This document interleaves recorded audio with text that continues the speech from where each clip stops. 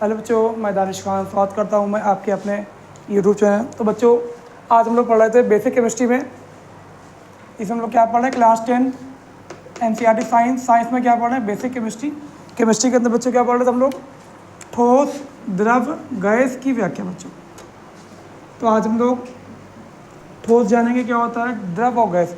इससे पहले की बच्चों वीडियो में हम लोगों ने ठोस, द्रव, गैस क्या होते हैं उनके बारे में बताया था। आज इसको डिटेल में बता रहे हैं। द्रव की या पदार्थ की 3 अवस्थाएं होती हैं बच्चों। पदार्थ की 3 अवस्थाएं होती हैं, ठोस, द्रव और गैस बच्चों। होती हैं 5, एक प्लाज्मा और एक बीसी होती है बेटा। लेकिन हमारी जो पढ़ना है 9th के हिसाब से वो हमको ठोस, द्रव और गैस को पढ़ना है बेटा। अब देखिए, हमने कोई वस्तु ले ली ठोस, जैसे कि लकड़ी, पत्थर, ये सब में बच्चों ठोस होती है बेटा। ठोस की क्या क्या खूबियाँ होती हैं, ठीक है। मान लीजिए कोई वस्तु ठोस थी बेटा। हमने दुनिया की हर वस्तु बेटा महीन महीन कणों से मिलकर बनी होती है। उनको हम कण ही मानते फिलहाल, अभी आगे मानेंगे अणु परमाणु क्या होता है। हमने मान लिया कोई वस्तु ठोस है और ये ठोस, इनमें क्या क्या खूबियाँ होंगी? नंबर 1, ठोस में जो वस्तुओं को भी ठोस होगी ना, तो सॉलिड ठोस होगी और उसके कण एकदम पड़ोस पड़ोस से चिपके होंगे बच्चों। नंबर 1 इसमें क्या होगा? आयतन और आकृति निश्चित होगी बेटा। जो भी कोई ठोस वस्तु बचा होगी उसकी आयतन और आकृति कंफर्म होगी, निश्चित होगी। कैसे? आयतन का मतलब जैसे ये हमारा ठोस वस्तु है, प्लास्टिक, ठीक है। हमारे का प्लास्टिक का है, ये ठोस है, ठीक है। दबने से दब नहीं रही है, ये वस्तु ठोस है। तो इसकी आकृति, आकृति का मतलब देखिए ये किस तरीके की दिखती है। और आकार, आकृति की होती है। और आयतन, इसके अंदर कितनी वस्तु आ सकती है, ठीक है। तो ये कंफर्म होता है। तो ठोसों में क्या होता है बच्चे? आयतन और आकृति दोनों निश्चित होती है। नंबर 2, ठोसों के जो कण होते हैं बच्चों, कण, ये ठोसों के अंदर जो जिन महीन कणों से मिलकर बनी होती है वो सब एकदम चिपके चिपके होते हैं बच्चों। क्या होते हैं? या अणु स्तर बोल सकते हैं हम। ठोस के जो कण होते हैं बच्चों एकदम ऐसे ऐसे चिपके होते हैं, ठीक है। तो हम बोल सकते हैं इनके अंदर अंतरा अणुक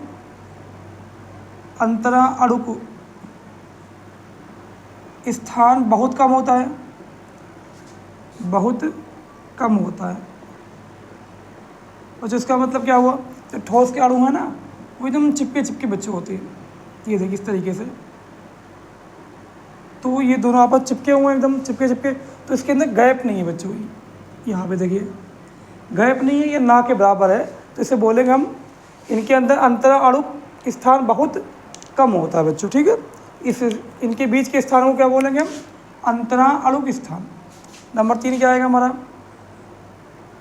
जो ठोस के अणु होते हैं बच्चों ना, ठोस के अणु या ठोस के कण, इनके अंदर ससंजक बल बहुत अधिक होता है। ससंजक बल बहुत अधिक होता है बच्चों। इसका मतलब क्या होगा बच्चों? इसका मतलब ये है, जो ठोस के अणु हैं जिस बल से चिपके पड़े हैं आपस में, जैसे ये मान लीजिए ठोस के अणु हैं, तो आपके ये ठोस के अणु हैं, महीन में कणों से मिलकर। दुनिया में कोई भी चीज़ महीन में कणों से मिलकर बनी होती है, उन कणों की बात कर रहे हैं। ये ठोस के जो कण है बच्चा, महीन कणों से मिलकर बनी, आपस चिपके हुए हैं। और जिस बल से चिपके हैं उसको बोलते हैं ससंजक बल बच्चों। तो इनके अंदर ससंजक बल बहुत अधिक होता है, ठीक। अब हम लिक्विड की बात करते हैं, ठोस की बात होगी। ठोस, अब ये द्रव की बात करते हैं बच्चों। द्रव में क्या होता है? हाँ, इसके एग्जाम्पल लिख सकते हैं हम लोग। जैसे एग्जाम्पल में क्या लिखेंगे? पत्थर। आप पत्थर को कितना भी दबाने की कोशिश करिए, दबेगा नहीं और स्थान भी खेल लेगा वो। पत्थर हुआ। और क्या हो सकता है हमारा? ईंट हो गई और लकड़ी हो गई। ये सब बच्चों क्या होता है? ठोस। ये सब ठोस के एग्जाम्पल हैं। आप लोग बच्चों किसकी बात करते हैं? द्रव, लिक्विड की बात करते हैं। लिक्विड में क्या होता है? इसमें आयतन तो निश्चित होता है, आयतन तो निश्चित होगा, परंतु आकृति, इसे को बोलते हैं आकार, आकृति या आकार निश्चित नहीं होता है, निश्चित नहीं होता है। फॉर एग्जाम्पल, आयतन मतलब कितना है पानी। फॉर एग्जांपल हमने बच्चों ले लिया हमारे पास 1 लीटर पानी है, तो हमने इसको एक बाल्टी में रखा पहले, तो वो 1 लीटर पानी 1 लीटर रहेगा। फिर उसको उठा के हमने क्या किया, एक बॉटल में कर लिया। अब देखिए बाल्टी का आकार अलग था और बोतल का आकार अलग था। द्रव जिस भी बर्तन में जाते हैं वो उसका आकार ले लेते हैं। जैसे पानी है आपका, हमने पानी को मग्घे में रखा, बाल्टी में डाला, उनका फिक्स तो है ही कितना पानी है, लेकिन उनकी आकृति फिक्स नहीं होती बच्चों, ठीक है। तो इनका क्या होता है, आयतन तो निश्चित होता है परंतु आकृति या आकार निश्चित नहीं होता है। जिस बर्तन में डाले जाते हैं, जिस बर्तन में रखा जाता है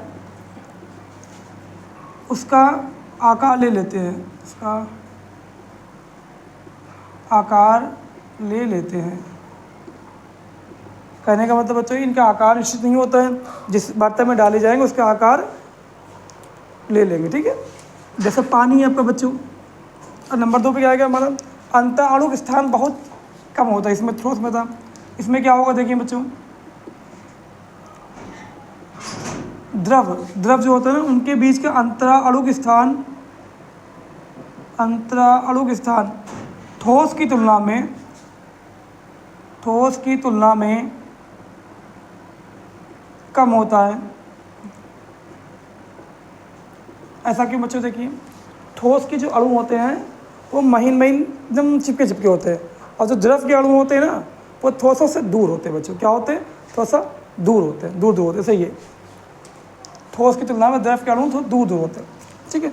नंबर 3 क्या आएगा, ससंजक बल। ससंजक बल ठोस की तुलना में कम होता है, ठोस की तुलना में कम होता है। और इसका मतलब क्या हुआ, जब द्रव के अणु दूर है ना तो उनके बीच जो ससंजक बल लग रहा है वो दूर बेटा, तो टच हो नहीं पा रहे तो दूर रहेंगे, जब दूर रहेंगे तो उनके बीच का बल भी कम होगा ठोस की तुलना में, ठीक है। अब हम लोग इस पे आ रहे हैं बच्चों, गैस पे। ठोस, द्रव, अब गैस। हाँ, इसका एग्जाम्पल बच्चों लिख देते हैं, पानी। इसका बेस्ट एग्जाम्पल क्या होगा, पानी, जल जिसे बोलते हैं ना। और जल का बेटा फॉर्मूला क्या होता है, H2, ठीक है। अब गैस की बात करें बच्चों, गैस की जैसे हाइड्रोजन, हीलियम, नियॉन, ऑक्सीजन, ये सब बच्चों गैसें होती है, ठीक है। तो हम लोग गैस में देखिए इनका आयतन व आकार दोनों ही अनिश्चित, मतलब कोई फिक्स वैल्यू नहीं होती बेटा। आयतन और आकार दोनों ही अनिश्चित होते हैं बच्चा। फॉर एग्जांपल हमारे पास थोड़ी सी गैस है बच्चों, ठीक है, उसे एक बर्तन में रखा हुआ, उसे हमने खोल दिया तो पूरे कमरे में फैल जाएगी ना। ऐसा तो नहीं कि एक ही जगह रुक जाएगी। तो ना इनका आयतन निश्चित है ना आकार निश्चित है, दोनों अनिश्चित होते हैं बच्चों। नंबर 2 में क्या है हमारा, अंतःअणुक स्थान, मतलब ये वाला स्थान, एक अणु से दूसरे अणु के बीच की जो गैप होता है उसको क्या बोलते हैं, अंतःअणुक स्थान। अंतःअणुक स्थान बहुत अधिक होता है बच्चों, बहुत अधिक होता है। सबसे कम इसमें होता है, उससे ज़्यादा, फिर इससे ज़्यादा, ठीक। नंबर 3 पे हमारा क्या है, ससंजक बल बहुत कम होता है।